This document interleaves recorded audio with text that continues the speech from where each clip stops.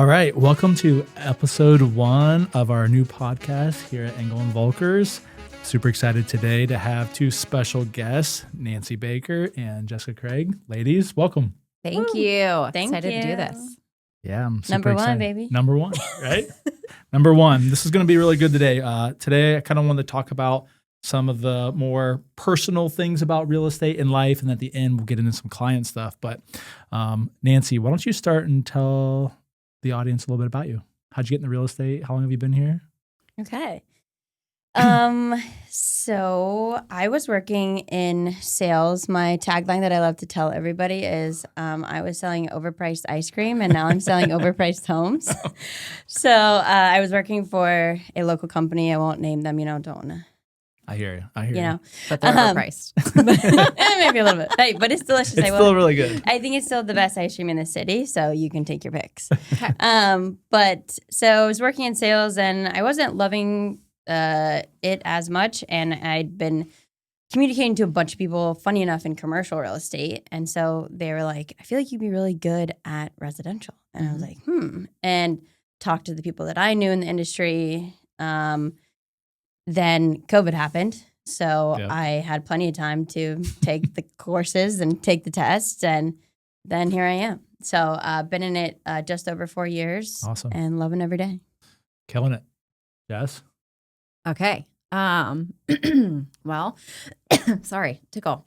I got licensed in 2017 when I was pregnant with our youngest, Hannah. And I always joke that she's going to take over the business because she's exactly like me and my little mini me. That she is. So I was at Target before. I graduated from OU. I'm not going to tell you the year. And then, was at Target, worked in retail for a really long time, left retail to have work-life balance, and turns out that that's not really realistic. Oh, really? You don't work at 10 p.m.? No, but I'm my own boss, which is cool now. So Awesome. that's really great. But I've been in it for 8 years, and it's a different day every single day, and it's awesome. Yeah. And, Jess, we've gotten to know each other over the last year and a half. Nancy actually recruited you for a team that I had 3 years ago, and you turned me down, but Sorry. it all came full circle, right? All for the best. All for the best. Well, cool. Well, one of the things I want to talk about to kind of get us started is, real estate is difficult in all different ways. And a lot of people only see the glitz and glamour of maybe what TV shows have, or maybe even what they think they see through us, through our social channels. But as you know, real estate can be really high and it can be really low. What are some things that you guys do to kind of get over the losses in real estate? And those losses can be all sorts of different things: a loss of a client, a loss of a deal, not having a great month. Are there some things that you guys have done, are doing, are working on to help you kind of get over the funk that real estate can provide sometimes? You want me to go first? Yeah. Okay. Well, first of all, I feel like everyone has to fail to know where they're going to go or what they're really good at. So there's been many failures, many no's, been told no a lot of different times. I've never been fired, which is great, but I have interviewed to service a client and they turned me down. They went with somebody else. So how I get over that, it's just constantly learning. It's never stopping. It's being okay, being told no. And it's being okay with knowing that, they're allowed to choose somebody else, because there's a lot of great agents out there, especially in Columbus, Ohio. But figuring out what is going to get you to that next level and just, stop thinking about the past and go towards the future, and surrounding yourself with amazing agents that will allow you to sulk for a minute and then pull you right out of it and hold you accountable. So, your environment that you're in, I think, is super important, especially in today's real estate. And that's what's really helped me bounce back from a lot of my no's. I feel like you like a challenge, though, also. Sure. Like when you get I think that you have no. a different perspective. Yeah. Yeah. I mean, it definitely is a challenge, but if someone else can sell $100 million in Central Ohio, so can I. So Heck yeah. Yeah. Let's go. Let's do it. Yeah. Nancy? I think more recently, I know we've all discussed, I'm trying to be better at letting them Mel Robbins. Mel Robbins. Yeah, little Mel thing Robbins. there. Yeah, our podcast will be just as popular as hers. But so I'm trying to like embody that. But I think for me, honestly, the best thing for me is like having like you guys and like our team, because I'm able to communicate with you like in my losses and be like, look, what happened? And then you shed a different perspective. You shed a different perspective.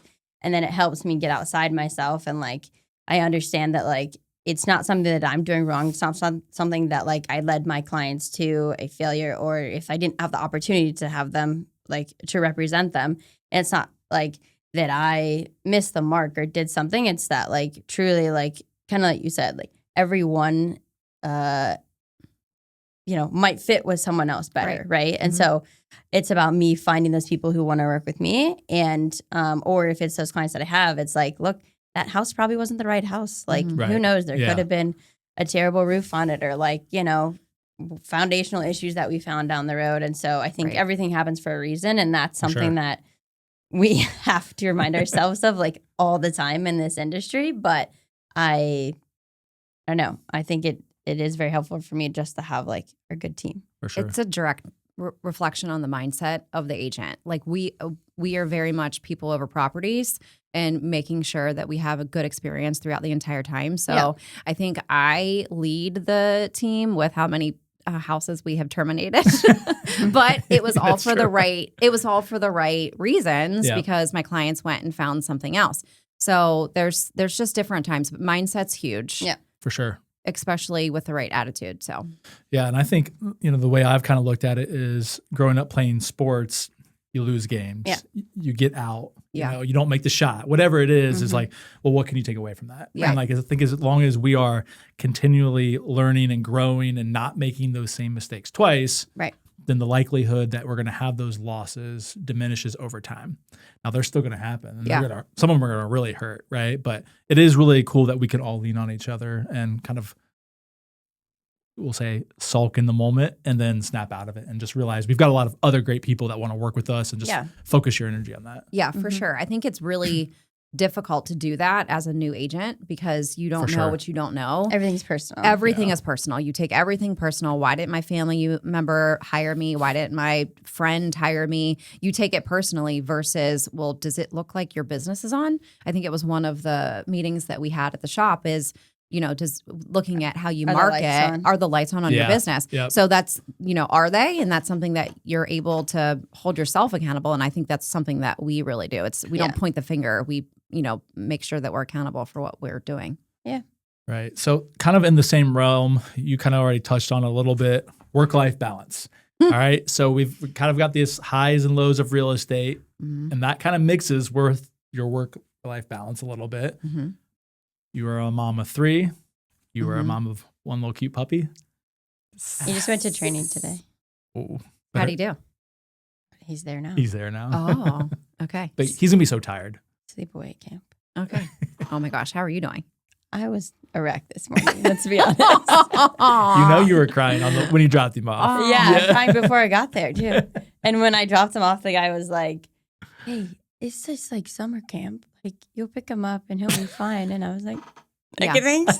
I felt the same way when I dropped off our oldest at camp, that he couldn't take a phone to, and I couldn't talk to him for an entire week. So I'm slightly empathetic to your dog, but I think your oldest might have loved it though. I think he did. Yeah, he's very independent, so he liked it. What are you guys doing to have some sort of work-life balance? Is it things outside of real estate? Is it being more mindful with how much you're working every day? What is it? What are you guys doing to help with the mental side of this whole thing? For me, it's always been some sort of like athletics or activity. So, I mean, we're both sports, like that's our background. Yep. And for me, just literally doing something with, I teach spin, I play squash, I teach the cross. So it's like, I have to do something active, and like that totally just, I shut my brain off of real estate and then I go do that. And it's just like so much better for me because I feel like it helps me just relax and have fun and then get a workout in. Yeah. Mm-hmm. And just enjoy being that moment. So for me, it's like I schedule out those things at different times of the week and days, and that really just helps me like forget things. I mean, I think there's so many other factors that go into our daily schedules, but I think that that's something that for me, like if I can control that, then I can do showings whenever I need to do showings and do, my other business, work in my business at different times. So I think scheduling out those times for my mental health and activity is what I have to do. Well, you're probably more effective in your job then. Yeah. Because you're not so consumed by it all the time, and you can reflect, you can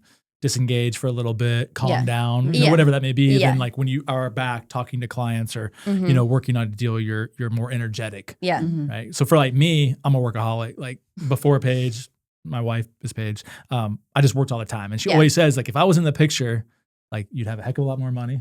Yeah. Right. We all know that. She wouldn't be spending all my money. But also Except like for the microphone. I would just be working nonstop. Yeah. And that's just not a healthy way to do it. You know? So like for me over the last couple of years, like I'm very fortunate to have 2 girls, like spending more time with them, coming home and at 5 o'clock, like shutting it down until they go to bed, doing a little bit more stuff outside with golf or hiking or, even going on a walk with the dog, right? Yeah. Like little things have really helped me kind of even like just chilled me out. I was always on pins and needles and grumpy and irritated all the time about things. Yeah. And, so I think I found a good balance lately. I think the hustle culture can really just suck you in. And you don't know that you're in it until you might have a minor breakdown. I might know from personal experience. But reminds me I need to find a hobby. But I think you're a power washer now? I know I am. I think the biggest thing for me is what you were talking about earlier too, is being mindful of it and scheduling it. And knowing that if you aren't available to answer that client's message right away, that's okay. You don't have to. You don't have to. And if they walk away because they don't answer you don't answer them within 5 seconds, then maybe they're not the right person for you. Like we always talk about, we're running a business. We're not just real estate agents. We are realtors running our own business.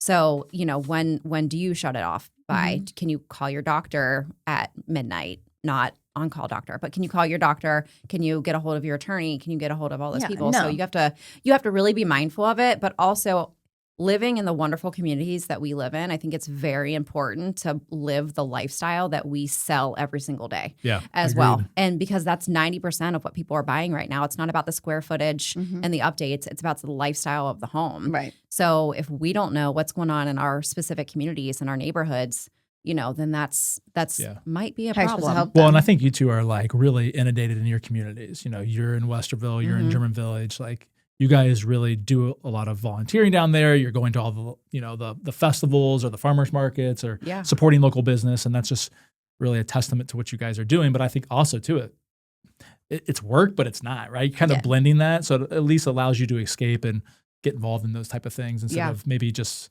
isolating yourself and having no life. Well, I mean, it's all about relationships. So building relationships with the local businesses around there.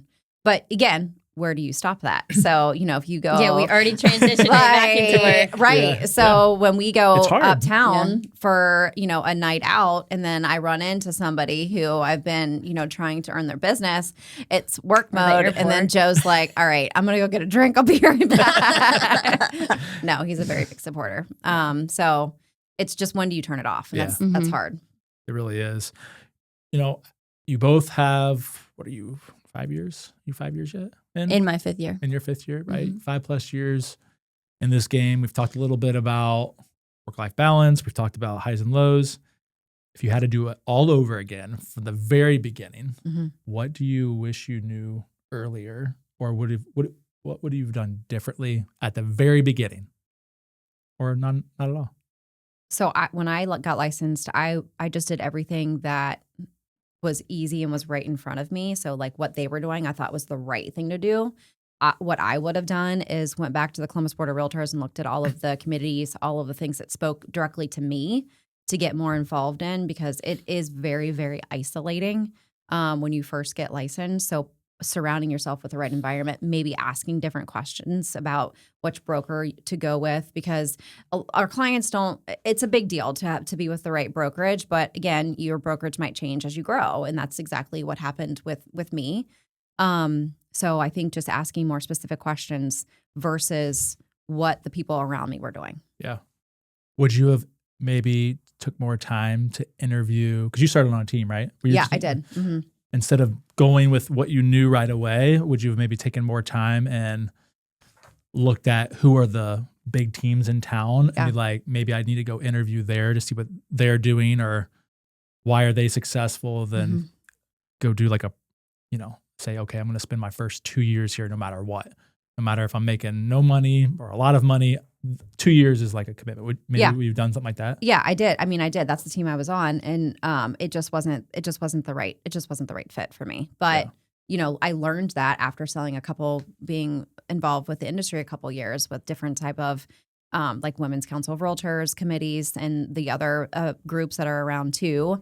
But I think it has a lot to do with just the growth. You have to continually grow. No one wants to be Kodak, right? So I always refer to it, Kodak never evolved, so they're not here anymore. Right. So you constantly have to evolve every single day in this industry, which is also exhausting, but I'm up for the challenge. Yeah. Nance? Well, it's funny that you say the thing about like the teams because that's my regret is that I started solo. Yeah. So I've never been on a team. And to me, like as I look back now, people that I admire, people that have certain skills that I'm still trying to get or like, assimilate, they all started on a team. Yeah. And so that's kind of that common denominator for me that probably my only real regret. Like, could I have done minor things here, like communicated to somebody or whatever, right? Yeah. But like, I'd say the only thing for me was like, I didn't really know anything about getting into the industry. Like I talked, like the people who I talked to were helpful to a degree, but not really. They're like, okay, yeah, join this brokerage. I'm like, sweet. And then I reached out to a few others. Some didn't even get back to me. Which is wild. And I'm like, you don't want, now looking back at it, I'm like, how did you not get back to me? Yeah. So very interesting. But I think for me, the only thing that I wish I would have done differently is like been on a team for about 2 years and then, got systems and processes and like all that stuff down. And then obviously like when I felt comfortable, put my own spin on them, leave, get out of there. Yeah. It was nice though, where I started, we had a group of people similar to like how we are now, which is like we all started together and we did, we kind of acted like a team. So that was helpful. You helped each other out a lot. But the only issue with that is we were all new. So like, it was more of like a support group rather than like. That might have been more valuable though, I mean, it was for our sanity. It was, right? And I'm still very close with all those agents to this day. I mean, Meg is kind of part of that. She was on the back end of that, but now she's with us now. Shout out to Megan Brown. Yeah. I mean, I think, when you look at like being a new agent, you just get thrown into the fire, right? I mean, a brokerage will set you up X, Y, and Z, but they're not going to handhold you. That's just not what they're going to do. Right. Yeah. Unless and like, how am I supposed to know that? Right. You don't. And so, I was fortunate enough. I knew somebody, got on a team right away, was there for 10 months and learned a ton. Like there's no way I would have been that successful that quick without like kind of the resources, the staff. And then like, I have a pretty good sales background. And so I was able to learn quick of like, oh, like this is how a business is run inside of real estate. And then like, I was able to like pivot out of that pretty quick. But if I just would have went and just hung my hat somewhere, like, and nobody pushing me either, like motivating me, I don't know. It could have looked a whole lot different for me. There's a 95% failure rate in the first 5 years of real estate for a reason. Yeah. A lot of it is because it looks easy on the shows and it's definitely not. It's, relationships. It's every day waking up January 1st broke, ready to go. So I mean, if that doesn't motivate you, I don't know what does, but it's all about your environment and your mindset. Those are the two things that I think will keep you successful if you continue to grow. Is that the theme of the day? What's that? What mindset and environment, collaborative culture. Yeah. Yes. Well, that was my next question is like long-term success. You guys have made it past that 3-year mark. And that's kind of what everybody says. Like if you make it past 3 years, like you should be pretty good. Right. So Nancy, what are a few things that you have done to ensure that you've been around post 3 years? I mean, I'm not going to say it was like easy, right? Like you both know, I have had some low points, right? And like, I think that whether it's personal life, professional, like whatever's going on, like it can be challenging. So, yes, I'm here, I made it and I'm excited.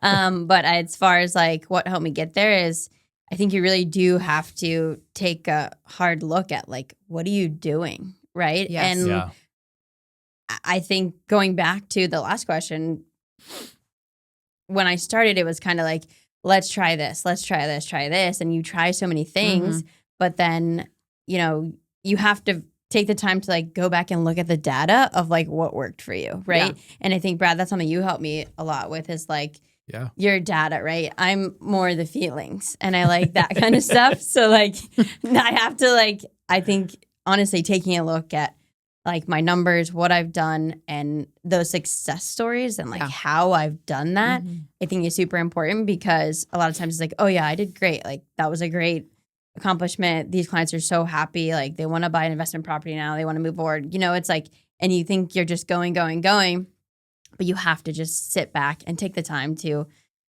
look at your past and learn from it and then take those steps to go forward. So I think that's probably the biggest thing for me is just actually taking the time to. Well, I think too is like what I've seen in you is like we probably met 3 years ago. So you were only a couple years in, right? And just from then until now, like the confidence is just like a complete game changer. Yeah, right. I mean, even probably from when you guys met, like you've seen it in Nancy, like gone from like, hey, like doing pretty solid to like all of a sudden, like you have a big goal this year, like you're going to go get it. Yeah. Like I think all of us can see that in you, that drive, that determination, but also just your confidence. So I think that's pretty cool that like, but I think that going back to the first thing is like you have to take the lows. You have to get through the lows and enjoy the highs to kind of keep getting through this part of real estate into a true career. Right. Yeah. Because if you don't go through all that, if you just hang up the towel and say, I'm done, this isn't for me. I had a terrible year. I had 2 bad years, whatever it looks like, and I'm just going to be done, then like you don't get the reward kind of what you're seeking at the moment, right? That your path is indicating. So I call it scar tissue. You have to build up the scar tissue. It's a good way to put it. I got plenty of that. You just really, really do. I mean, my first year, I think I sold 3. And then that next year I sold 1. And then when I wanted to leave, I was told to go sell pharmaceuticals because real estate is not the greatest thing for you. And I said, see you never. Thank you, bye. And I changed the environment, and there you go. Yeah, that's awesome. 3-1, probably a tough year. It was COVID. I think it was too, though, right? It was but it was COVID. I have 3 kiddos, so it was not the best time for me to get out there. But also, if I was surrounded by like yourselves, I think it would have been a little bit different. Right. Yeah, but you don't know what you don't know. So I was like, nope. If someone else can be successful, I'm gonna try it. So I don't have to sell pharmaceuticals. And shout out to all those reps though. That's hustle. Yeah. So. Oh my gosh, that's wild that somebody would say that. Yes. My mom actually told me in 2009 I should get into real estate, and I was like, "You're crazy! Nobody ever survives in real estate." Like, I wish I did. I just wish I would have listened to my mom. You know? Yeah. But I think we all kind of have this thing in common. Is like we have these stories where trials, tribulations led us to where we are today, and I don't think you could actually survive in this industry without going through all that. No, you can't. It's because it's not. I don't know any person that's just been like, "Wow, it's been easy for me." And if they say it's easy, that's like, I mean, that's smoke and mirrors. Yeah. I mean, right. There's so many people I look up to, and that's imposter syndrome too. It's huge, right? Oh, yeah. So like, oh well, if they're doing well in this area, I can't go after that area either, which is bonkers because there's enough business to go around. I've never felt imposter syndrome. Go back to the feelings. What as we kind of move to like some client focused stuff in today's world that we're in of technology, of social media, of the lawsuits, of you have Zillow doing their thing, you have Compass doing their thing, you have everybody and their brother trying to get into the real estate game and to get the consumer data. What are you guys doing to ensure that those relationships last for more than just the transaction? Because I think we shared there was some data out there, like 8% of people when they go to sell their house used their agent that they bought the house with, only 8%. Okay, so that's pretty scary. Yeah. Right? And it's probably all happened to us, right? Yeah, I'm sure. But what are you guys doing, or what have you implemented maybe this year in your business to ensure that like it may happen just because it's going to happen, but like I'm going to do everything I can to ensure that this lasts, after the closing table? Well, I think you have to take your personal opinion out of it. You have to take your personal opinion out of it, and you have to look at the statistics in the market. So what the market thinks it's worth and what we think it's worth is going to be 2 different things. So being constantly at our clients' fingertips of, hey, there's, with the whole tariff situation, there's a delay in that, but how is that affecting new builds and how is that, and just debunking everything. Because if you would listen to the news, you would think that Central Ohio is, doom and gloom, and it's not at all. We're one of the top areas in the country to move to for a lot of cool different reasons, but we have to just be that face of, if we don't know, if the uncertainty is out there, not pretending like we do know. Like, it's okay not to know. Like, we don't know what's going to happen out of Washington tomorrow. We have no idea. And that's going to affect a lot of people's issues. So, or where rates are going to go. Yeah, exactly. Interest rates as well. Just being able to have the right team around you, if it's lenders, home improvement, contractors to get their home ready. It's just being that constant person for your clients you can build trust with in the relationships.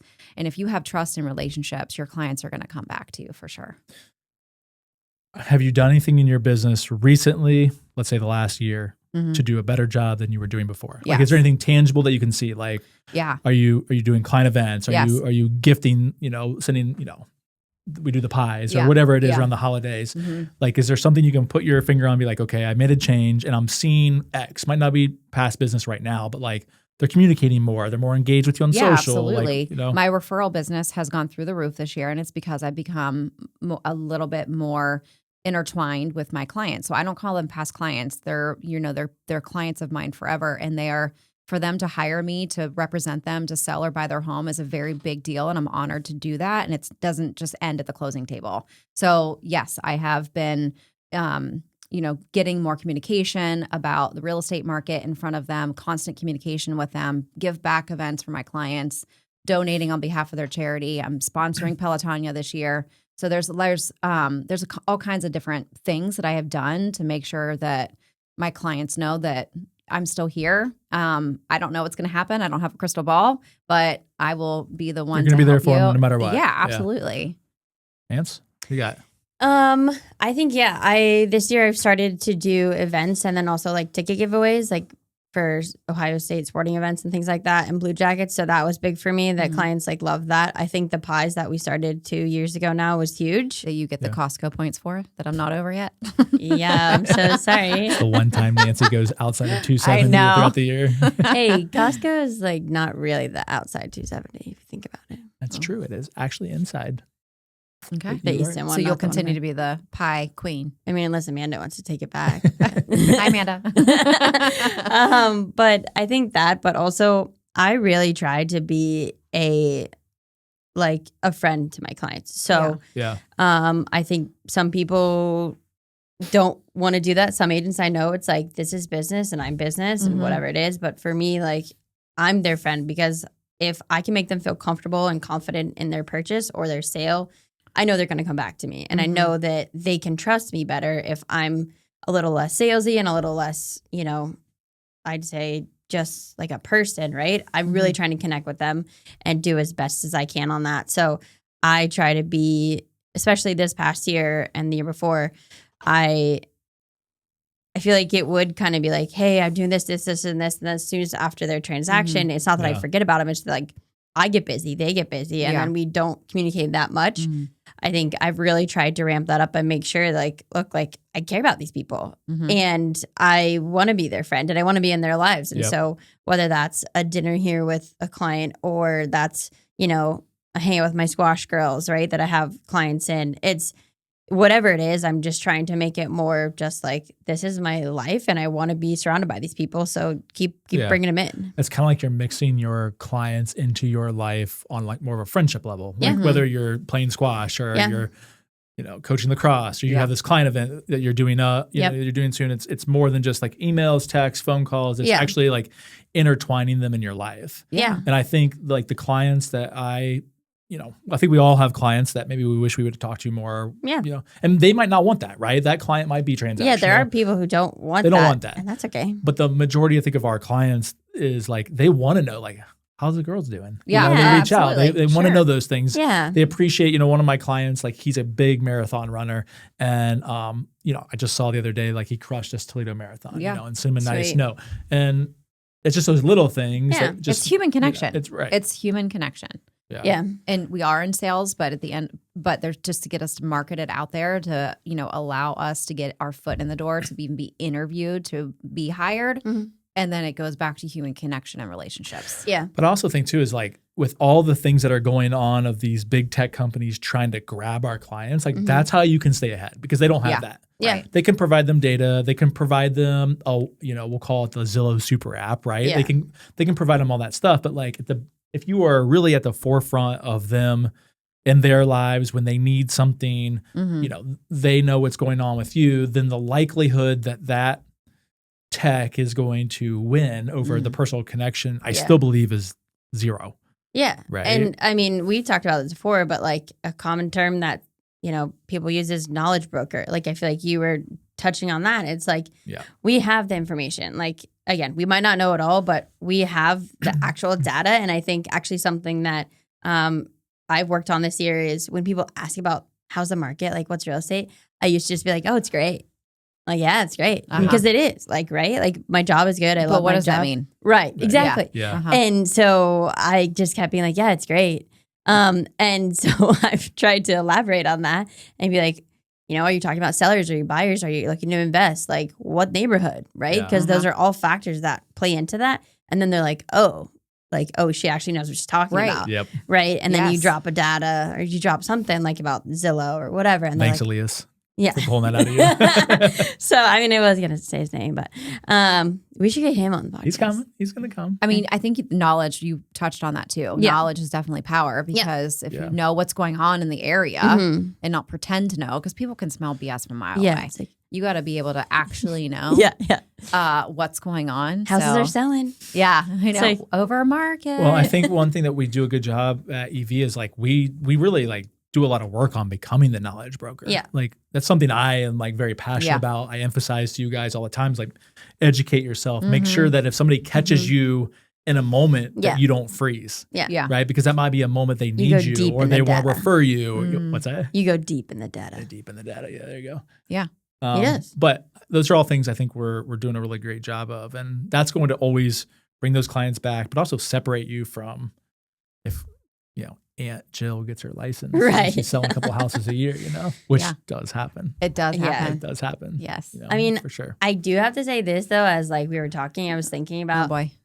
I personally haven't had someone who has started with me, like used me and then gone to someone else. That has not happened. Great. Just wait. I'm going to knock on wood. Here we go. So like that's awesome. People have not gone with me because of a situation like that or, and Jill, like, what a joke. But you're such a good friend. You build that relationship, girl. Yeah, for sure. I mean, I think that speaks volumes, right? Yeah. Which is really cool. Yeah. Let's see how long that can last. Okay. Like, don't jinx me. Let's go get on your clients. Yeah. Everyone listen to the podcast. All right. As we kind of head into the back half here, let's talk about the market. Okay. So everyone wants to talk about this. It's great. Let's talk about what we're into Q2, right? Yes. Almost halfway through. Well, sort of, I guess. Let's talk about Q1. What was Q1 like out in the market for our clients? Was it something different than what you thought you've experienced? Okay, I'll go first if that's okay. I think clients were taking more time educating themselves and seeing if to interview the right agent. So, January historically is pretty slow, right? It's people gaining insight into the industry, seeing where they want to buy, if they want to, remodel their home, if they want to sell their home, first-time home sellers. We saw a lot of that this year with a lot of the equity that they have built. So I think Q1 was a lot more questions and people are becoming more prepared for the market. A lot more buyer consults with the buyer broker agreement, getting into the office, setting the appointment. A lot more one-to-ones and meet and greets was a lot. It was almost like that prep work. More prep work this year than maybe in the past. Yes, because Q2, my first week of Q2, I helped 5 people get their keys. So I mean, we were ready to go. Yeah. But and I was excited about that because typically Q1 is, oh shit, what am I going to do for the rest of the year? But with business planning and things that we have done to implement at EV, that's really helped us set everything up for Q1. Yeah. Nancy, what were you seeing with active clients in Q1 in the market? Were they aggressive? Were they not aggressive? Were they picky? Did they pull back? Because rates have started out, where they started out, then they went down, then they went back up. And then, you have all this stuff in the news every single day. Like Jess said earlier, changes, from what 10 o'clock this morning was until 3 p.m. It's going to change, right? Yeah, so what did you see in the field with clients? Yeah, I think in the field, it kind of goes hand in hand with what Jess said, but they were being picky, right? Yeah. Like it was there. I had a ton of buyers. I didn't have people who wanted to list yet. I had people who were like, yeah, let's list in the spring. Let's wait till it gets warm, right? And so, I mean, Q2 totally different, but Q1, most of the buyers they were going out, they were looking at houses. There wasn't a ton of inventory. And, they'd be like, it's good. Let's keep looking, right? Right. And, but the competition also wasn't there as well. So I think everyone was also being picky. That's interesting because I think my clients were very decisive. Like Really? they were like, yes, one and done. This is it. I know it. But maybe that goes back to all of the prep work too. Well, maybe they also realized like what was possibly coming ahead of them. Yeah. And Yeah. they were like, I'm going to get in now because look what's happening now. Oh, yeah. There's, again, every market's different in our market, but let's say for the whole, Yeah. I just had a listing with 30 some showings on it. Right. Right. So like all of a sudden it was like, oh crap. Yeah. 2 months ago, probably wouldn't have been that many. Yeah. Yeah. Just because I think everybody was doing the same kind of, let's just see. Are you seeing less offers though? Because I feel like there's Not now. 100 showings and then 5 offers. I had a on listing things. that was like in the mid 300s that we had 30 some showings and I only had like 3 or 4 offers. Yeah. Which was weird. So Yeah. that goes back to, in a multiple offer situation, that turns off a lot of first time home buyers because they don't have a lot of funds to put down. So they don't want to get into a bidding war. But that's our job to say, well, multiple offers might not be good offers. Yeah. It just communicate with the listing agent. But Yeah. Yeah, for sure. very decisive, I think, in a lot of prep for Q1. Yeah. Nancy, when you're meeting with clients to buy or sell, do you feel like they're more informed in today's world or misinformed? Oh, good question. From when they come to meet you and you guys start having this conversation. Yeah. Are they pretty informed on just general knowledge of real estate, the market, Columbus, new development, neighborhoods, or do you think they're misinformed because they're on TikTok at 10 o'clock at night doing the death scroll before bed and seeing somebody out there be like, well, you don't need an agent to sell your house. I can do this on my own, Well, you hit the magic word because it's TikTok, literally. Like all of my clients, most of my clients are around my age and they are scrolling TikTok like no other. Like I had so many meetings when, we were going through the lawsuits nationwide about buyer broker agreements and commission and things like that. Like I had 5 clients, literally 5 clients be like, well, I saw on TikTok that I don't have to pay any agents. And I'm like, okay, that's not accurate. Yep. But we'll go through that and talk about it. Like when my clients say that to me, I'll say, okay, would you call TikTok if you had a rash on you? You know what I mean? No, you wouldn't. Yes. I'm going to use that one. Yeah, seriously. Yeah. I mean, so yeah, it's, I don't think they're trying to be misinformed. I think they're actually trying. A lot of my clients are actively trying to figure things out, right? And it's just the way that our society is now is that's where people are going for information. And AI and ChatGPT. 100%. And it's like, I think to some degree, AI is helping us because it can kind of weed through some of the BS that, you might see on TikTok. Yeah. But yeah, I think then it just comes down to like, we do have to be that knowledge broker and be like, well, actually, this is what's happening, right? Yeah, for sure. And break it down and be like, I can see where that might have come across in this video, but I also have asked, hey, send me that video. Like, let me know what you saw, right? Because I want to see what you're hearing. I'm going to replicate it. Because, steal your content for the day. Right? But no, like, if I can see what they're hearing or watching, then I can be like, okay, That's great. He said this, he didn't say this, right? And they take it as one other thing. It's like the game of telephone when you're a little kid. Like, it's going to translate differently to everyone. But to give you credit, they're sending it to you because you're the expert. Like, Nance, what do you think go. about it? Yeah. So come on, let's think about that a little bit. Well, Yes, and I I think am too the is like, expert. real estate's one of those things that it's sexy to everybody. Everybody wants to be in real estate. Everybody wants to know about real estate. Everybody thinks they understand real Selling estate. sunset. Right? Exactly. But when you actually sit them down and get into it, it's really, I guess, imperative that you are the expert because they're not. Yeah. No matter how hard they try. Yeah. My own father's like this. We'll go a little sidetrack here. They're going to be selling their house next couple of years. Yeah. And he thinks because he's a background's construction, he built hospitals, he thinks doesn't need any help. Mm-hmm. Get his house ready, pricing. Yeah. So like one time he asked me like, what do you think I could sell my house for? I was like, let me go do a deep dive. Blah, blah, blah. Did it. I was like, I think this. That's not right. Uh-huh. Right. But then you want him to fight me because of why? And I said, well, you're just going to deal with Paige then. I'm not. You can we've all had those right? clients. Yeah, absolutely. Whether they're good friends or strangers. But how are you handling it? Like if you're meeting with somebody and they start bringing up something that is not true, but it's not really the whole truth. So right? I think my client is a lot of first time home sellers. So they don't know what they don't know. They think it's impossible. They see everybody else selling their house and buying, and they think they have millions of dollars or all of this money, when really it's how much equity do you have in your home?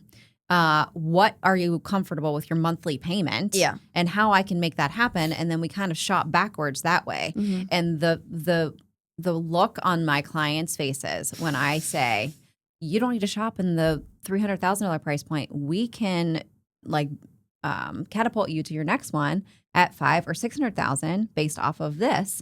And here's why. And here's what we need to get your home ready to sell. Yep. That's 90% of my clients right now, because my avatar is like 40 to 50 and they are really wanting to see how much equity they have. They've been in their homes forever. They're ready for that next house. Talking to my husband right now because our house is always for sale. So my kids know that too. Drop the address. Yes. But we love the lifestyle. We are a mile from Uptown Westerville, and we love that, our kids can bike to school, our kids can bike to the pool. So really, truly understanding what they're looking for. And it's all about, I've had a lot of conversations about not what you're pre-approved for, but what you want your monthly payment to be. Oh, yeah. And how we can help them achieve their goals. Yeah. I always say to that, you have to work backwards. Yeah. Right. Yeah. If you feel comfortable at this, then great. Let's go. Yes. What are you guys doing with just expectations? Right? How to set them. How to set them, how to follow them, how to get your clients to actually if you lay out expectations and they start veering. Yeah. Right? What are you guys doing to, I guess, navigate that part of your business? Go ahead, Nance. I think that I actually deal with this a lot. And it is tougher when I'm working with someone who I've known for 20 years. Mm-hmm. So for example, one of my best friends just went through the process of upgrading and selling their house. And I think, and she'll definitely listen to this, so hey. But, it's for them, for all my clients, but you have to be hey, I understand that that's what you're saying. I just want to set expectations that X, Y, Z could occur, right? Whether that's you're offering over list price or if they're doing an appraisal coverage, something like that. I always am hey, just so you know, this might happen, right? And so I think I'm very good at making sure that they know that this is the expectation and whatnot. And just sometimes I feel I'm delivering bad news, but I'm guys, that this isn't bad news. It's just saying hey, I want you to be aware that this could happen. Yeah. And if it does, we're gonna get through it. So just so you know, right? Yeah. And I'm always just adding that in there. If they get super excited about something, then I feel it's not that I'm bringing them down, but I always just want to be here's the reality check in a kind way.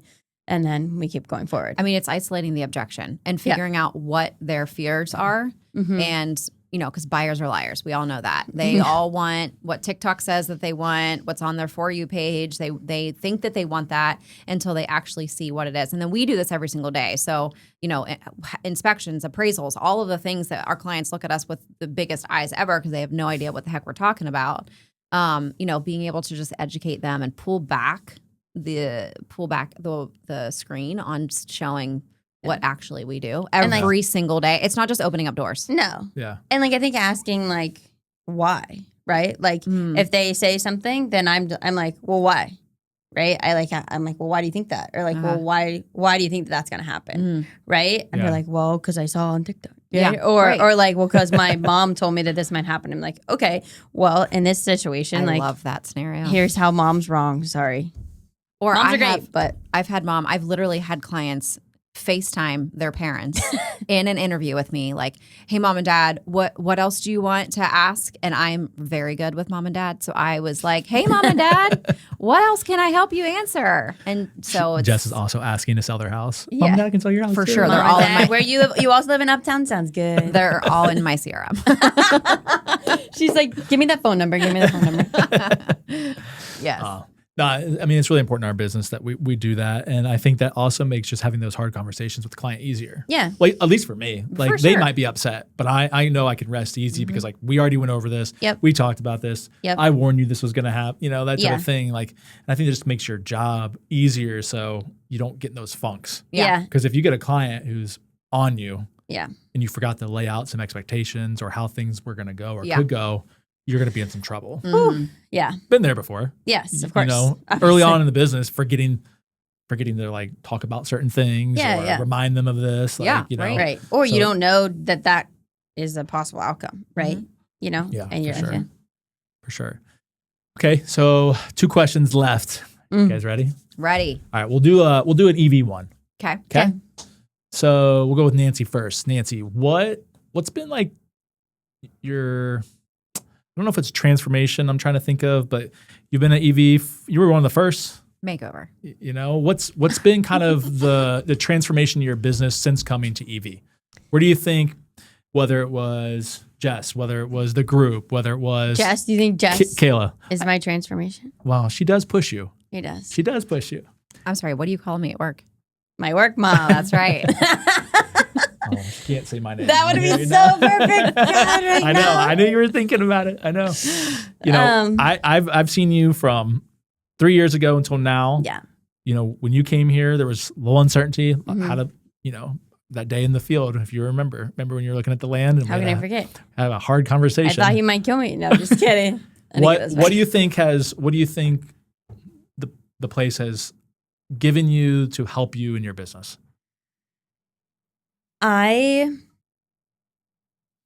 You touched on it earlier, but I think confidence has been a big thing for me in my transformation. I loved where I was before. I loved the people there. But I don't think I had made my own mark, I guess. And I think it was a larger office. And while I knew a ton of people, I felt good there. Yep. I think with our, smaller shop, it's a closer knit group. And I think that I have really been able to separate myself and, show who I truly am. For sure. And, 100%, not 100%, but a lot of credit to you. Obviously, you guys and Elias, I think, and our whole team, everyone has pulled something out of me. And Suzanne too. But I just feel like I've been able to really gain confidence and know that I am good at what I do. And I think while I felt like I was yeah, I'm okay. I'm doing it. I'm doing the things I was rookie of the year. So it's I get it. I was doing well, but I think coming here in our setting, I just have truly understood oh yeah, I got this.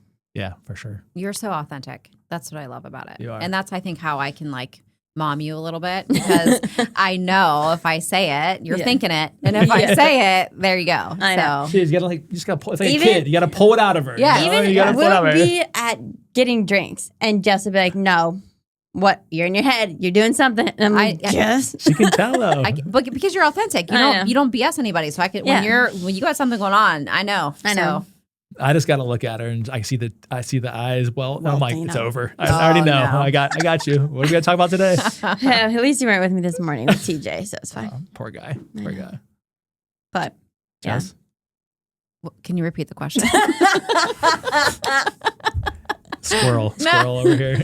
She was just so into my. She was. She was No, excited. about coming to EV. yeah, I know. Like what's Okay. been something that's it could be something little, it could be something big, it could be something you didn't know about yourself, about your business. what is the group helped you with? Okay. So I've always been on a team, and I kind of morphed into what they wanted their team to look like, right? So was with a couple great teams, but I am so proud to be Jessica.Craig group at Engel and Volkers because I know who I am. I'm very confident in who my client is. I love helping people buy and sell real estate, and I also love mentoring authentic people that Evie has. So it's, I think a lot of it has to do with again, I'm going to say the word environment again, but the environment that you're put in. So it's about being pushed. It's about being around people that already see what you're really good at and being able to pull it out of you and to get out of your own head. But I think I'm so proud to be with Evie because it's me and it's my brand. Yep. And I have a great brokerage to support me. Yeah. Awesome. Love it. Last question before we wrap up. I'm always curious about this with people.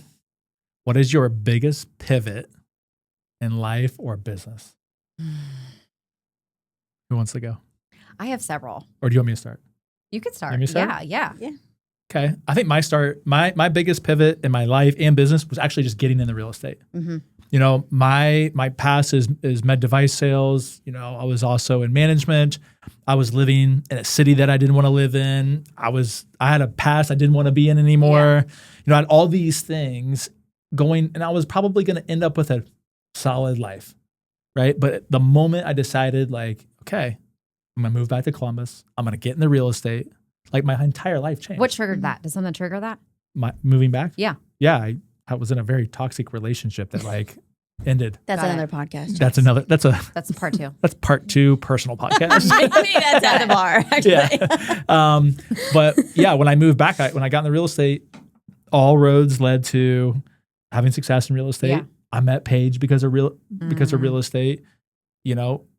The brokerage because of real estate. I met great friends like you two because of real estate. So I think for me, the pivot was in just real estate, and it affected my life and business. So I'm truly thankful that I just took a leap, which was a scary one. Yeah. I'd been in an industry for 12 years, had, what they call golden handcuffs. Everything was paid for, in health insurance, car. Yeah. And then just decided to rip off the Band-Aid, and here we go. Yeah. So that's mine. Go ahead, Nancy. So mine's pretty similar, actually. It's very weird. So the friend that I was talking about before, her name is also Jess. I moved back to Columbus. I was living in DC, and I moved back to Columbus, and we were in Italian Village, living in an apartment. I was 29, and I was like, I hate waking up and doing a 9 to 5. I just hated it. It wasn't me. I didn't enjoy it. And I looked at her, and our birthdays are 2 weeks apart.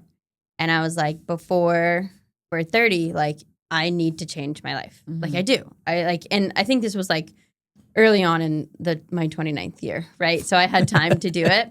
Baby, you're a baby.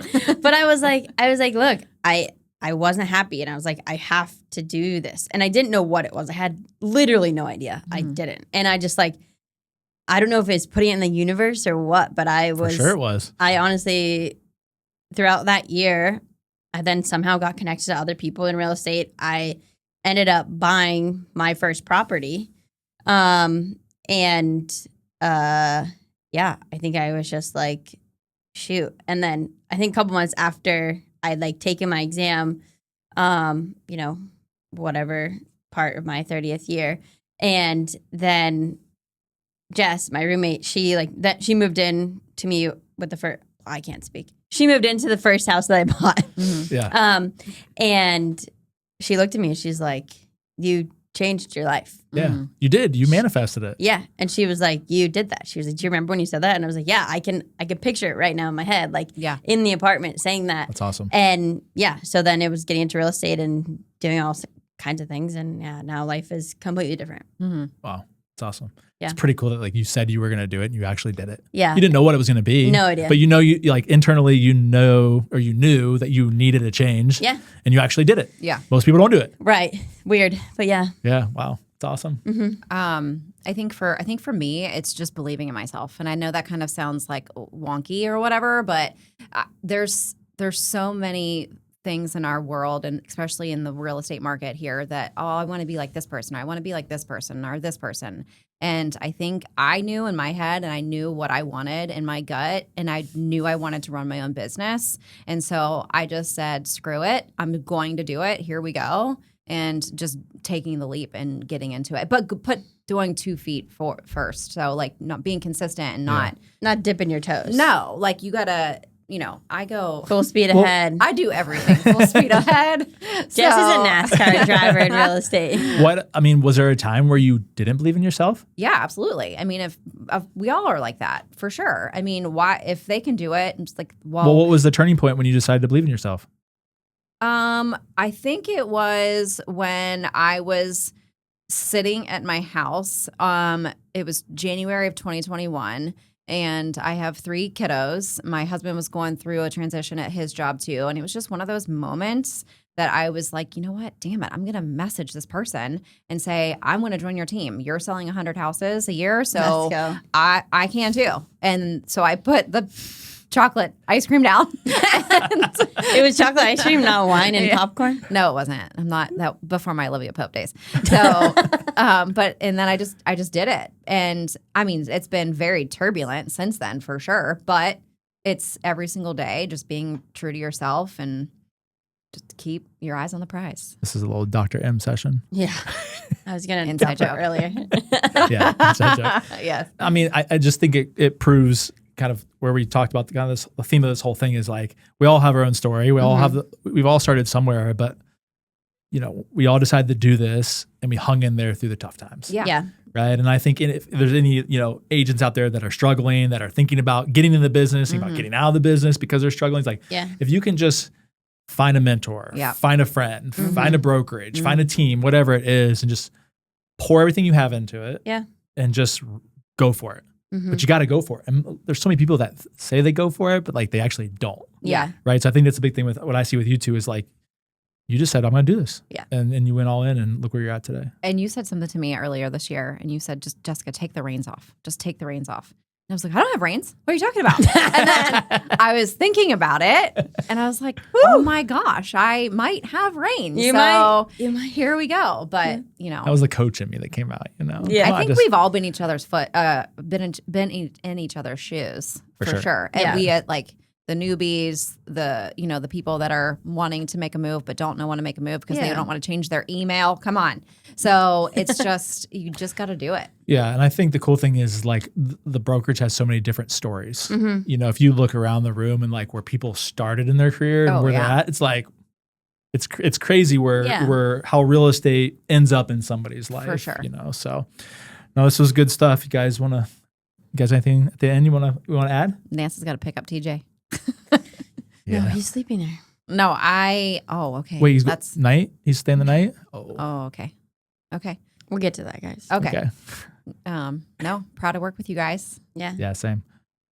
Nance? I mean, okay, this is kind of taking us back into what we were just talking about, but I feel like it needs to be said.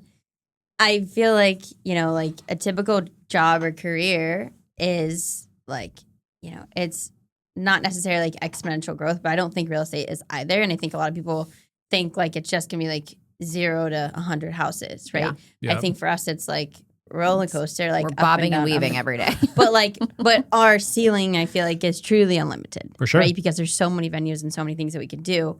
But I think, if you're the type of person who needs a 9 to 5, then like, it's gonna be a little bit different of a path. And then you'll plateau at like CEO, which is like, badass, go do it, right? But like we're the CEOs of our own business and we're going to keep growing until we can't. Right. What a way to end it. Yeah. Good job, Nance. All right. Well, I just want to thank the both of you for being the inaugural guests, episode 1. Are we welcomed back? You are. Thank you. You are welcome back.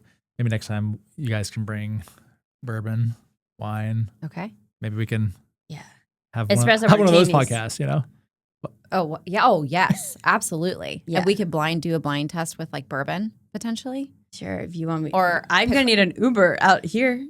Oh my God. Stop it. I'm surprised she even found the place. You have to take me home. Oh my gosh. Yeah. No, I appreciate you both coming today. And this has been episode 1 of the Engel and Volkers podcast. And we'll have episode 2 coming out in a few weeks. More to come.